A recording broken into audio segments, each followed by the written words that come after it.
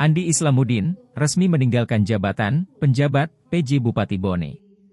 Andi Winarno Eka Putra resmi dilantik jadi PJ Bupati Bone di Rujab Gubernur Sulsel pada Minggu 11 Agustus 2024 malam. PJ Gubernur Sulsel, Profesor Zudan Arif Fakrullah, memimpin pelantikan. Sementara, Andi Islamuddin turut hadir melihat pelantikan.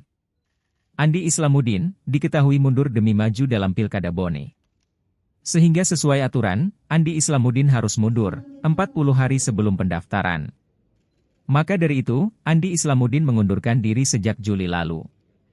PJ Gubernur, Profesor Zudan mengaku, Andi Islamuddin tetap harus kembali ke jabatan Sekda.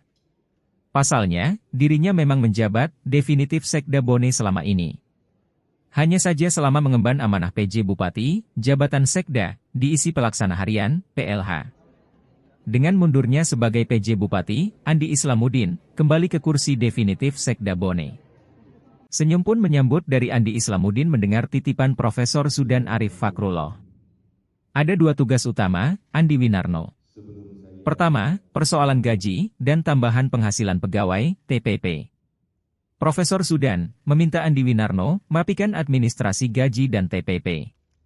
Ini kita melantik Pak Andi Winarno karena sesuai ketentuan Pak Andi Islamuddin, penjabat bupati yang lama, akan maju mencalonkan diri sebagai Bupati Bone. Maka harus mengundurkan diri dari penjabat.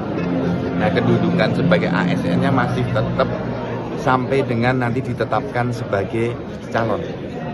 Nah, itu bulan September akhir 2024. Nah, ini ketentuannya seperti itu. Nah, saya berharap Pak Andi Islamuddin kembali ke Sekda, Pak Andi Winarno sebagai PJ ini berdua kompak untuk membangun Bone. Karena bulan-bulan ini bulan yang sangat penting untuk perubahan APBD dan APBD pokok 2025. Nah, maka Sekda dan PJ Bupati harus kompak untuk melanjutkan pembangunan. Itu esensinya seperti itu. Pak, ini kan Bone sendiri kan kita tahu bahwa areanya cukup luas ya, dan salah satu yang akan melaksanakan pilkada. Ada pesan khusus terkait mungkin netralitas ASN nanti? Kalau netralitas itu udah jiwanya ASN. Jadi saya hampir nggak pernah berpesan pada ASN untuk netral. Kalaupun ada ASN yang nggak netral, ini jumlahnya kecil sekali. Persentasenya 0,00. ASN kita kan 4,4 juta. Kasusnya sangat sedikit, maka itu sangat minor di Sulawesi Selatan. Yang justru penting adalah mendorong pelayanan publik lebih cepat. Yang tadi saya sampaikan, dengan menggunakan digital signature, tanda tangan elektronik. Kemudian, apa yang sangat penting? Berikan hak pegawai tepat waktu. Kalau sudah dengan tanda tangan elektronik, gaji bisa tanggal 1, TPP bisa tanggal 5. Kalau ada kekurangan anggaran, dicari solusi. Download Tribun X sekarang, menghadirkan lokal menjadi Indonesia.